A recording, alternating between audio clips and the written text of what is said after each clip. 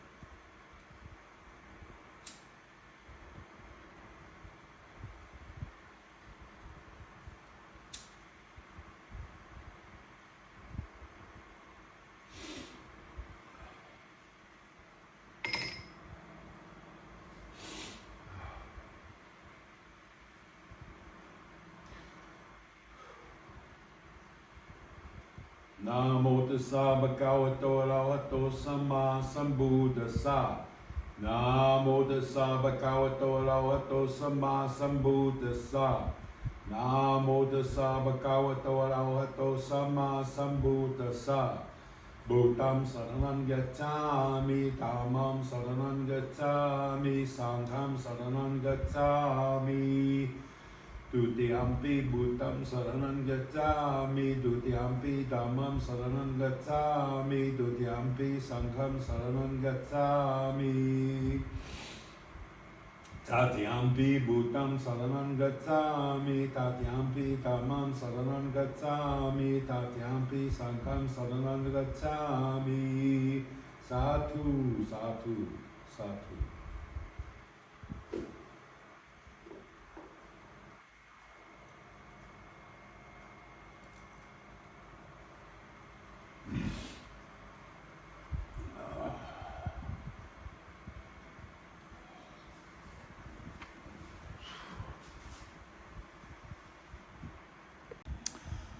Good morning. Forgive me for this. There we go. Hi, welcome to Turtle Beach. I'm feeling much better. Thank you very much for asking. Yeah, whatever it was I had, dengue fever, beriberi, low self-confidence, whatever it was, boy, it knocked me down for 2 weeks. I went to Cambodia for 2 days. I went to Bangkok for 2 days, and I came back sick as a dog. I have not been this sick. I don't remember ever in my life being this sick, whatever it was. But I slept, I took Tiffy, and I'm much better now. Boy, I hope I don't ever have anything like that again. This is a set for a Boontongs video that I have been promising Boontongs fans for 2 months now, maybe. And I console myself. It's taking so long because I really want to get it right. I want verisimilitude. That is the dramaturgical term for realism, for authenticity. I want this to look and feel like a real shop house in Old Town in Phuket or any other Thai town, particularly in the south. This up here, this gingerbread stuff, is what they call Sino-Portuguese gimcracky. And it's taken a lot of work. I don't know if you can see. I'll try to do a sweep through. But gathering materials, building, painting, just sitting and staring at the project and thinking about it has taken a long time. in the interest of verisimilitude or authenticity. So I bring it up because this week, I watch a lot of, Thai-themed YouTube videos. And I saw this video, this guy, a new guy in Thailand, a digital nomad, I guess, whatever that is, who declared in his description, I've come to Thailand to lead an authentic Thai lifestyle. And of course, I had to comment. I said, dude, I've watched your video. You live in a little cracker box, 20 stories up in the air. You can't open your windows. So you live in aircon 24/7. You show us, you go downstairs, you walk on your street, and you buy a mango smoothie for 170 baht. Dude, in a city where the minimum wage is 400 baht a day, and you've just blown half of a daily wage on a stupid plastic cup full of fruit juice and ice. This is not authentic. What you're doing is not authentic. And he responded with, well, Steve, I live in a city where I'm surrounded by 10 million Thai people all day long doing Thai things. How can this not be authentic? And I went, yeah, I don't know. God, what is an authentic Thai lifestyle? I don't know.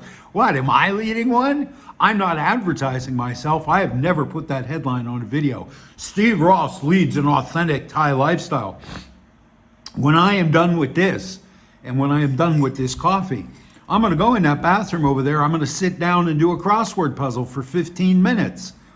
I'm going to sit down on a porcelain chair and do a crossword puzzle for 15 minutes. That ain't authentic Thai. Find me a Thai person who does crossword puzzles. Find me a Thai person who sits down to crap. No, it's, I do use the bum gun for whatever that's worth. But, the guy had a good point. It wasn't exactly his point. His point remained, I'm living an authentic Thai lifestyle. He's been here a month or something, and he's living an authentic Thai lifestyle. But the point that I took away from his civil response was, what the hell is an authentic Thai lifestyle?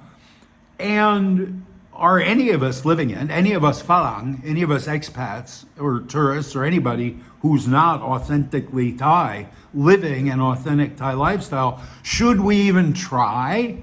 Is there such a goal to strive for? Or should man's reach exceed his grasp, else what's a Thailand for, right? So I had all these questions going around in my head about authenticity while I'm trying to create a little piece of authenticity for the camera out of styrofoam and poster paint. And Ken dolls. If you've got any Ken dolls, send them to me. It's like $40 to get a Ken doll sent through Amazon. And Lazada doesn't sell them, apparently. Anyway, so listen, what I did is I put this question out there on Facebook to my many hundreds of Facebook friends.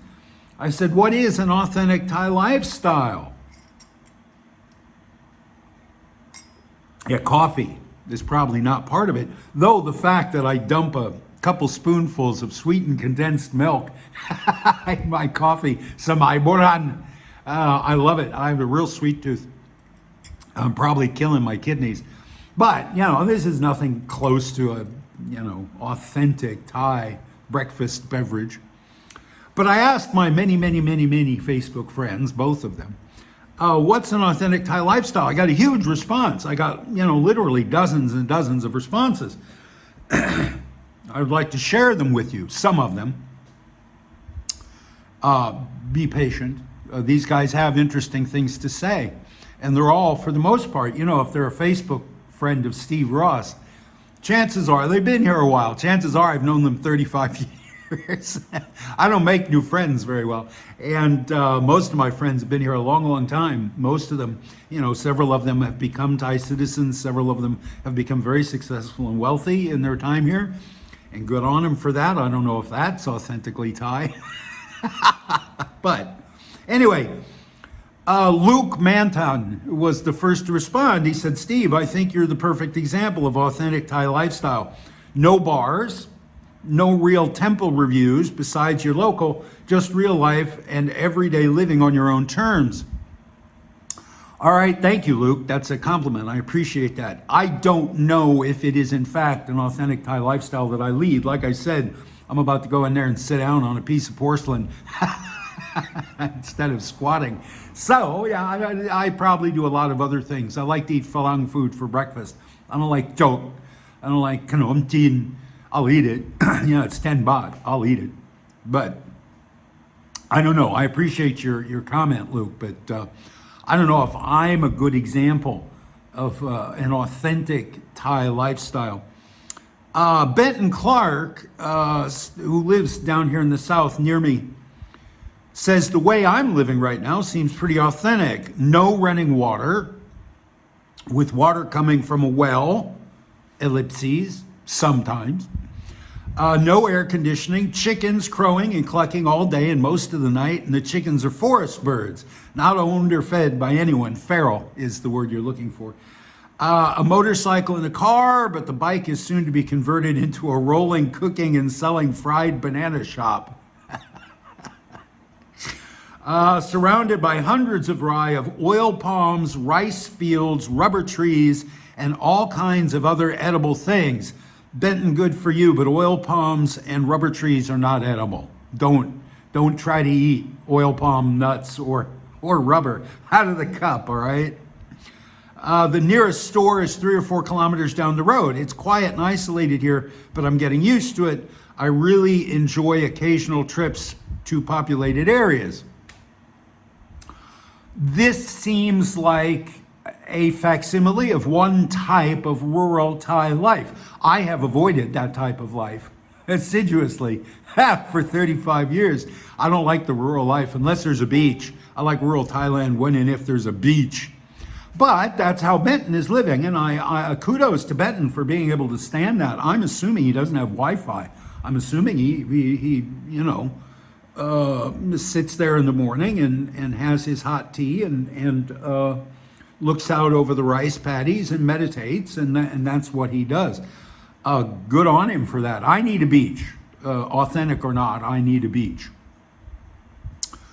John Williams, who I've known for 35 years, says there is no authentic Thai lifestyle. Thais, like any people, are capable of living in many different ways. My wife is the youngest of 7 brothers and sisters. Each of them has their own lives, each one unique. How is authenticity any measure of one's life?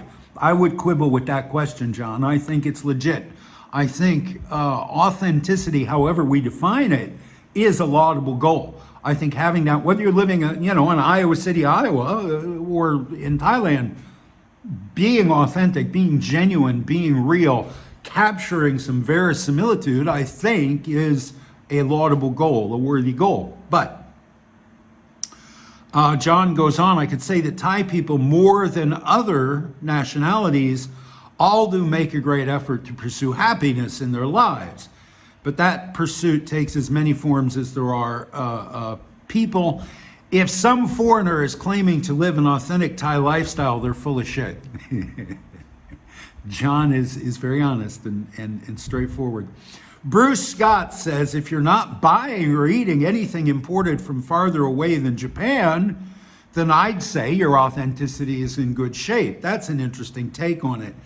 But if you're drinking craft beers from Belgium, coffee from Brazil, wine from France, and steak from Australia, I'd say your cred goes down. The real test of living an authentic Thai lifestyle would be living on an authentic Thai wage.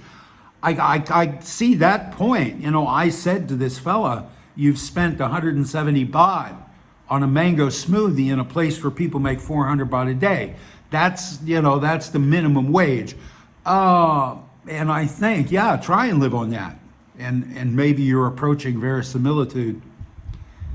Trevor Fisher, who, by the way, wrote and recorded the theme song for this channel, and I will always be in his debt. The song Whatever by Trevor Fisher and the special ones gets more positive comments than any of my monologues do or any Boondocks videos do. It's very popular, that song. Do not watch any Thai authentic lifestyle YouTubers. Watch expats talking bollocks on a lake in Bangkok. They rock. That's Trevor's channel. Trevor Fisher is his name, and he lives on a lake on the outskirts of Bangkok, and he takes his kayak out into the middle of that lake and floats around and meditates into his camera and pontificates and expostulates, and it's a lot of fun. I have a hard time understanding what he says because of his accent, because he doesn't move his lips when he speaks. He doesn't enunciate. And the old theater major in me is screaming at him, Trevor, from the diaphragm, project. But anyway, it's a fun channel. I like it. Charlie Whiskey. Now, Charlie lives much of the time on Phuket. He's an American. He has a variety of businesses down there. I think a restaurant and a pot shop. Charlie really digs the rhetorical question. Charlie says, I've been thinking about a topic similar to this. For example, a lot of influencers, people saying that various places are more or less authentically Thai. Phuket, for example, often gets slated as being inauthentic. Yeah, put me down for that. I think Phuket is nothing. There's nothing Thai left on Phuket, as far as I'm concerned. Somebody suggested going down the less traveled soys, and those mom and pop restaurants are more authentic. It's more authentic than, say, KFC. But does this imply that to be authentically Thai, a place has to be underdeveloped, or that restaurants must look more humble and simple in nature? Can nicer cafes not be considered authentic? Can developed areas not be considered authentic? And why are people who are not even Thai themselves trying to say what is authentic?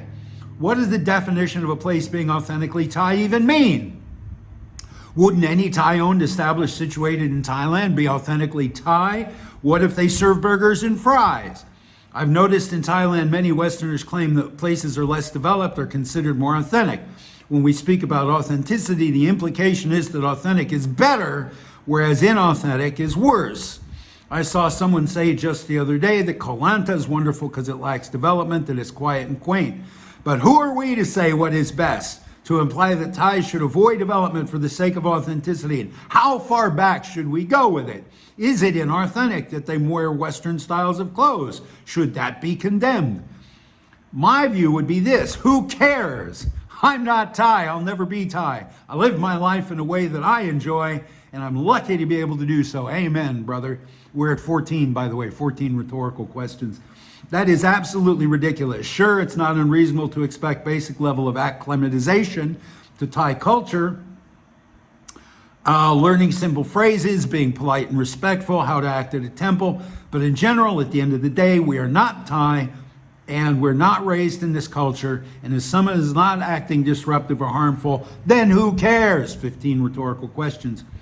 I've not seen anyone on YouTube claiming to be living a Thai lifestyle as a farang. You're not looking hard enough, Charlie. They're everywhere. That claim, I live out in the boonies.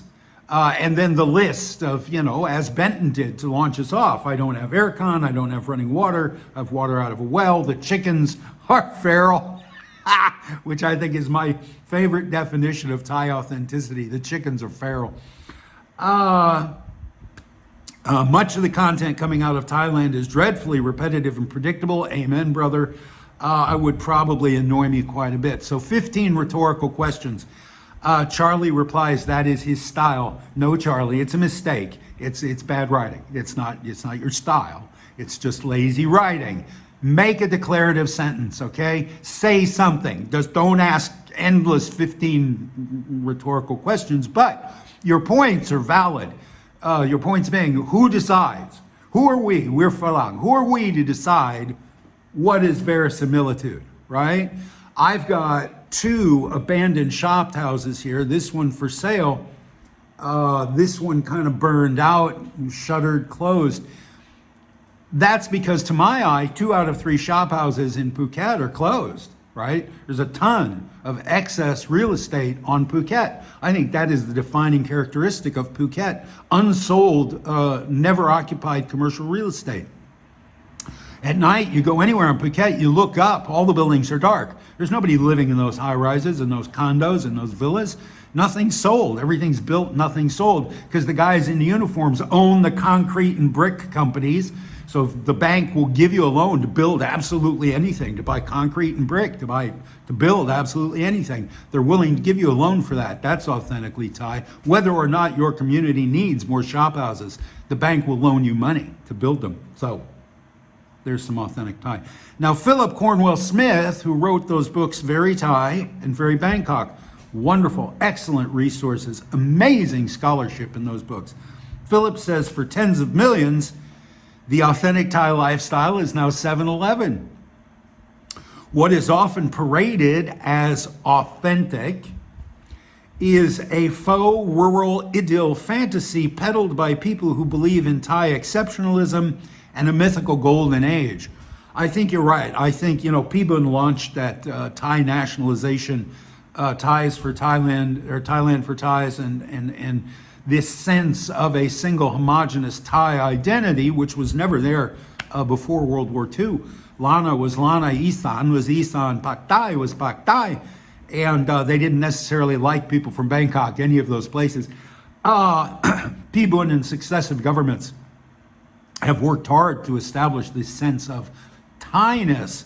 And a lot of it is artificial. A lot of it is for tourist consumption or for the consumption of elementary school kids who you are trying to train to be good Thais and work in the fields and work in the factories and be content with their lot and know their place. And I think a lot of what is paraded as authentic Thai is engineered by authority to create and maintain this sense of Thainess. And I think Philip really nailed it on the head there. Kevin S. Cummings, the naked guru, makes no such claims to living an authentic Thai lifestyle. As much, he's more likely to be doing so than the self-proclaimers. He's authentic. He used to run a jazz bar in Hua Hin, and he lives on a rural Thai farm with his Thai wife, family, and kids. You're authentic too, Steve. Well, thank you. I appreciate that, Kevin. Kevin and I have a long and tortured history. And it's very pleasant for Kevin and me to say nice things to each other now after years of going round and round and round and round. Be authentic in the Thai lifestyle may or may not follow, but you'll still be authentic either way. Well, thank you, Kevin. I appreciate that. Stephen Banfield, malls are Thai. Svensson and Dunkin' Donuts are Thai. Whatever Thai people do and use is authentic Thai. Isn't Haiso still Thai? I don't know. It's more Chinesey to me, but that's just my point of view. It's geared toward Thais. Isn't it authentic? Yeah, I don't think so. I think Haiso is very Chinese. I don't think anything, I used to write for Thailand Tatler. None of those people ever planted rice. So yeah, I think that's, the business class in Bangkok has always been Chinese. The chefs in Ayutthaya, the royal chefs were all Chinese. Nobody in the palaces has ever been eating Thai food. So yeah, I don't know. Mithran Samasundram, who wrote a book called The Mask Under My Face, which is a wonderful, wonderful Bangkok book. If you ever get a chance, The Mask Under My Face, read that. There's no one authentic Thai lifestyle. My wife's family live in a small village in Lopburi, living one kind of Thai life. Middle-class Bangkokians live a very different way. But one isn't more authentic than the other just because it contains fewer Western influences. If it is, then why not apply this to other countries? Are you less authentically English if you go out for a curry, wear Italian shoes, or watch French films? Yeah, I don't know. I think you're right. We live in an international culture now. Certainly, my country, the United States of America, we pride ourselves in being a melting pot, right? We got that big green lady standing out in the harbor. My 4 grandparents, as far as I know, came from 4 different European countries, Russia, Poland, Lithuania, and Germany. I never heard a word of Lithuanian spoken growing up. They came to America, they melted in the pot.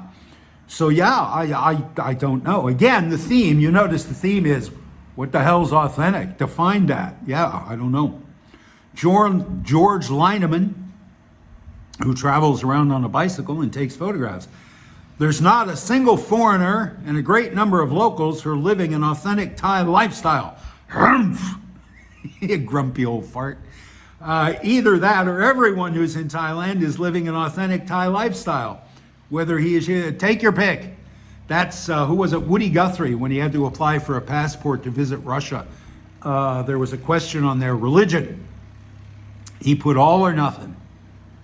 And that seems to be George's claim here, his belief. Either everything is Thai, authentically Thai, or nothing's authentically Thai. And, you know, that's kind of Zen. I like that. I prefer a more hard and fast definition of things. But he finishes, Steve is as authentically Steve as he can be, and he's living his life in Thailand. Well, thank you. Yeah, I try to be authentic. I don't really have a choice. I can't edit. I can't present to you the Steve that I would like you to see. The Steve, the super ego that exists up here. Steve as he would like to be, the ideal Steve. I can't even present that to you, let alone inhabit that. I have to, you know, warts and all. That's what you get. And John Williams finishes with, a traditional lifestyle is much easier to define than authentic. Yeah, a traditional lifestyle, sitting down on a porcelain crapper, that's not traditional. Whether or not it's authentic, I'm sure there are high-so families in Bangkok who've been sitting on Western toilet fixtures for 3 generations. That's perhaps authentic, you know, for them, but it's not traditional. It's very easy, I think, for us to pin down traditional. If you can go to the elephant camp and see it done for tourists, you know, making paper umbrellas, training elephants to kick a football,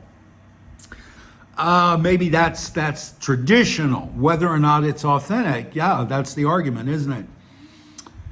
Fraser Adam Hainsworth, who just loves to yank my chain, and I do not for the life of me know why. What I did to piss off Fraser, I have no idea. But every day he's got to give me a little dig. Yeah.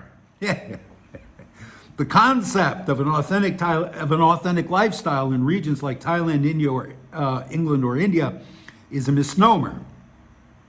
These countries are incredibly diverse with a multitude of cultures and geographical influences that shape the way people live. Factors such as residing in the mountains, on the beach, or in the jungle further differentiate lifestyles. He's very erudite, is our Fraser. I don't know why he's got a hard-on for me. What I did to piss him off, I don't know. Attempting to distill these rich and varied experiences into a single stereotypical lifestyle is a futile exercise. For instance, the lifestyle of an affluent family in a Bangkok penthouse is just as authentic to Thai culture, really, Fraser, as that of a humble rubber farmer in the southern regions of the country. This diversity and complexity is what makes these countries culturally fascinating and unique. I will agree that diversity makes things more interesting. I'm not sure, again, traditional versus authentic. I'll let you have this one, Fraser, because you expressed it so well. Manita Chuan, and I'm sorry if I'm not pronouncing that right, and I swear I'm almost done. That's 25 minutes. But for once, I'm letting somebody else talk, right? One thing that is really important for the real traditional Thai is to get up at 4 a.m. to cook for the monks that will come to receive the food at 6 to 7. And then 15 people jumped in and said, what about Muslim Thais? And Steve said, you know, they just opened a Mormon tabernacle in Bangkok. There's a Scientology mission in Bangkok. There's a Chabad house for the Jews.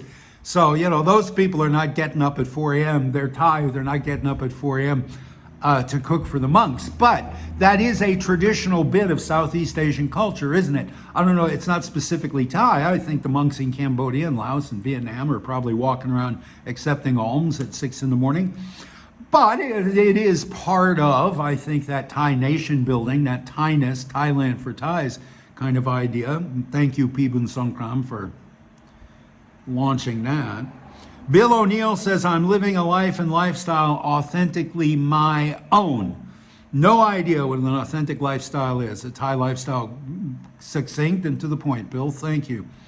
John McGee, who used to publish the Phuket Gazette, who put food on my table and a roof over my children's heads for years, is focused on the language. Lifestyle, in single quotes, why, John? Has become the most burned out and insipid word of the early 20th century. Marketers like it for its connotation of sophistication and perhaps more importantly, because it's meaningless and thus safe. Think amazing Thailand. Yeah, so he's focused on the word. He doesn't like the word lifestyle. I think he's got every reason not to like it. Lou Mulkern says, reckon the adjective authentic is pretty flexible, can be fact or opinion.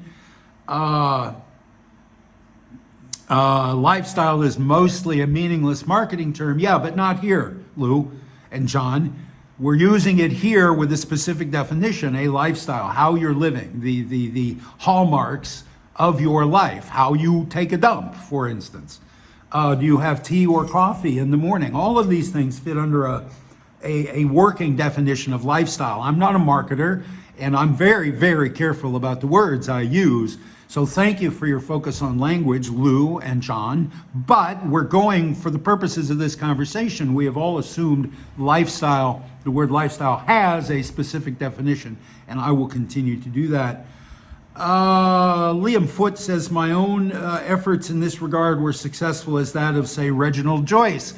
Nice callback to the book Woman of Bangkok by Jack Reynolds. The protagonist is Reggie Joyce, whose girlfriend calls him Wretch. It's a beautiful touch, beautiful, beautiful touch. That guy, I'll tell you what, he wrote one novel, and he did everything right in that one novel, The Woman of Bangkok. Thank you, Liam Foote, for bringing that up. My younger brother has lived in Thailand for many years with his authentic Thai wife and daughter. Greg Heath says, authentic Thai lifestyle is that more nanoplaza or soy cowboy. Greg going for the joke.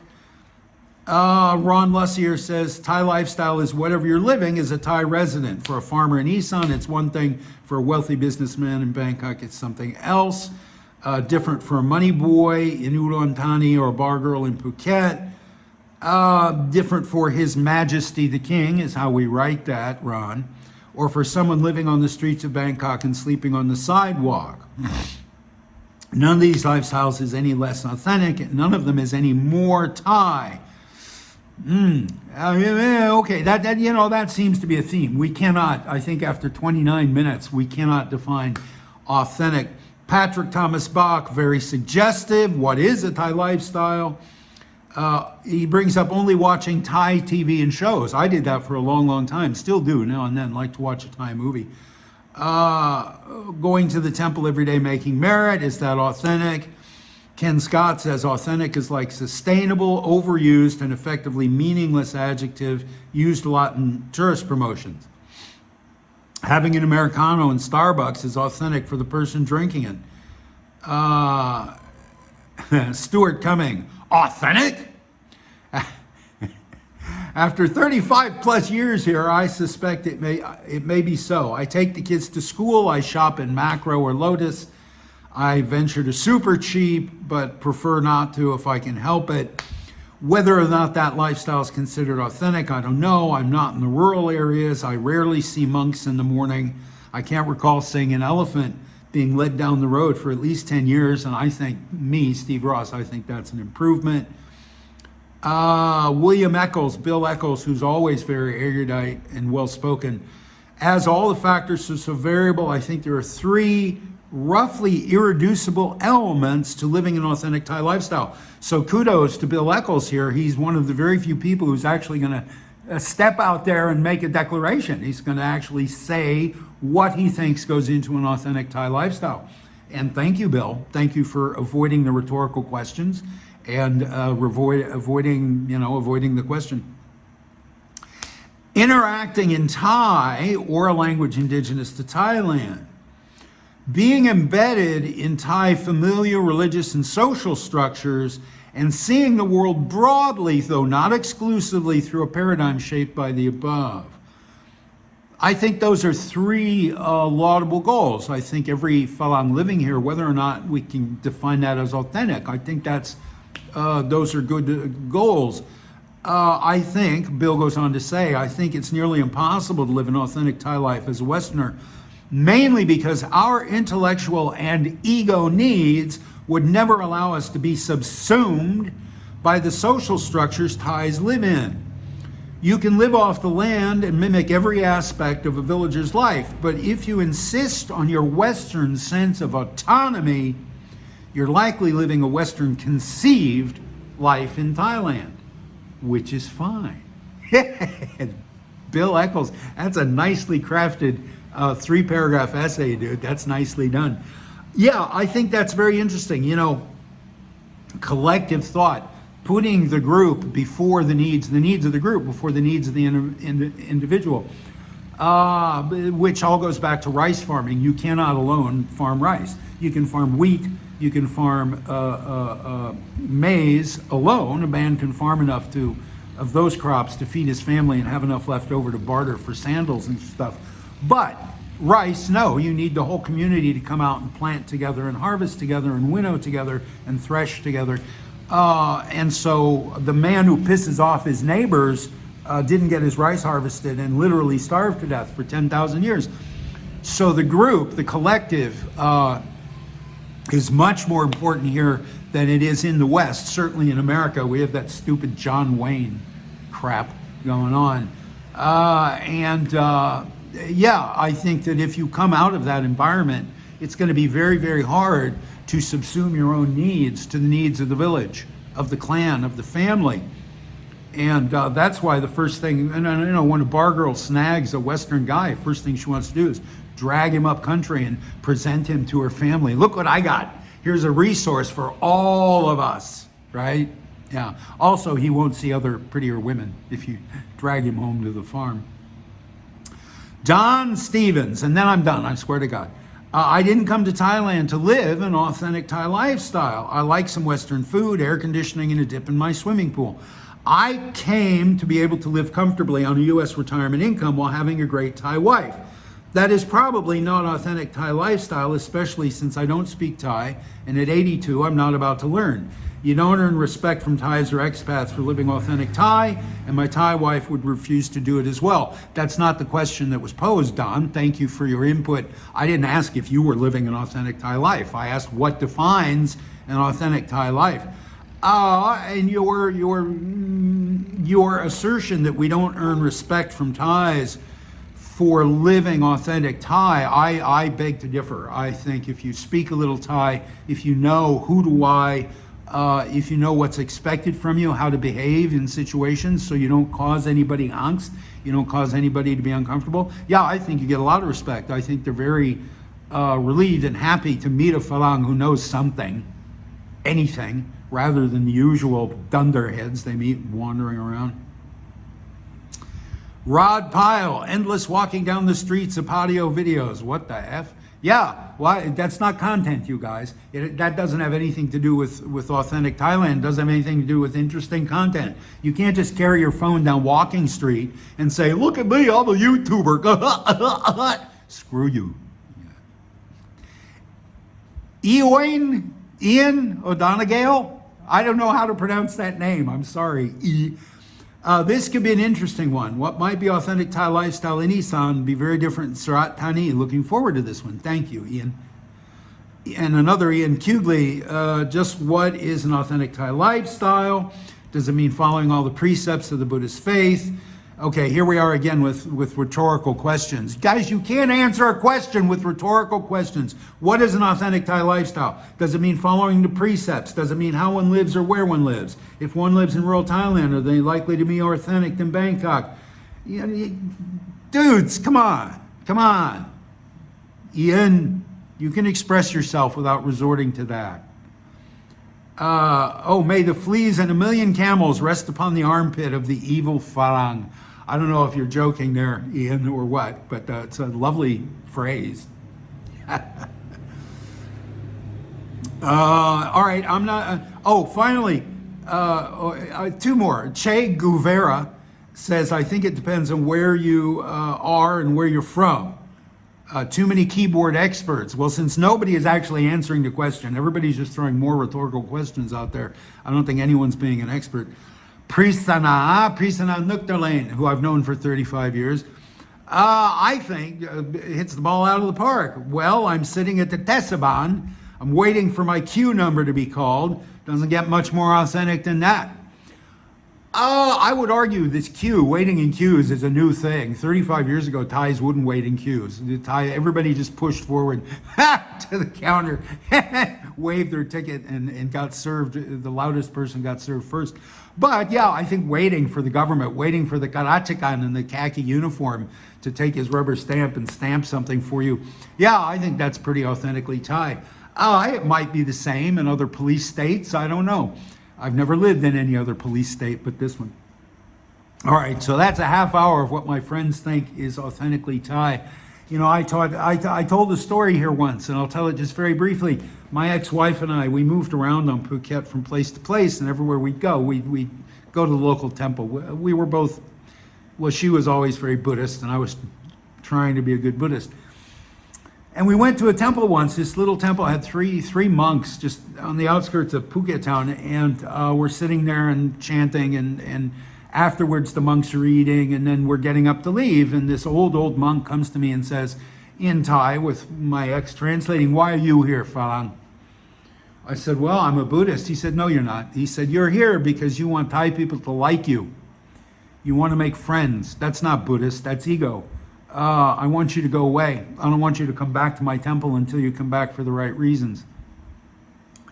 And my ex was furious with the guy and wouldn't show it, of course, but we never went back to that temple. But I think that's an interesting point he makes. If we're doing something for show, if we're doing something because we want Thai people to respect us or like us for that, is that authentic? Is there any authenticity in that? Yeah, probably not. All right, that's it. Thank you very much for watching. Like, subscribe, and share. I really appreciate this. This is 38 minutes. This is the longest monologue I've ever done. And I didn't do it. This was all my friends contributing. Thank you very much, my friends. And yeah, listen, I swear to God, someday soon I'm going to shoot a video on this set. It's almost done. I got to do the sidewalk. I got to do some telephone poles. I want to find some trash bags, some trash cans, and other things. But eventually I will shoot a video. It's called Rain. It's a story, I think the first story in an anthology called She Kept the Bar Between Them. And I will get there, and hopefully there will be some authenticity in my set and in the story. You know, it's about two Thai people, or about a Burmese person and a Chinese person. There's no farang in it. There's no, well, there's English spoken, but at any rate, yeah, I will get it finished, I swear to God, and hopefully it'll be authentic.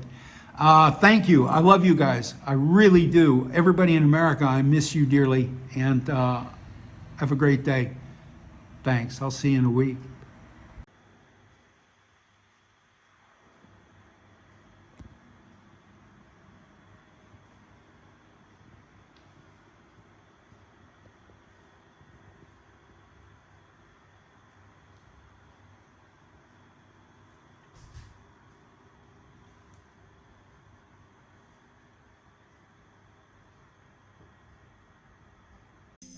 Whatever shaves your sheep, whatever bakes your lamb, whatever digs your peat, whatever smokes your ham, whatever blows your nose, whatever chews your bone, whatever squirts your hose, whatever sings your song. Do it often, but do it well. Nobody knows and there's no way to tell. When you're riding,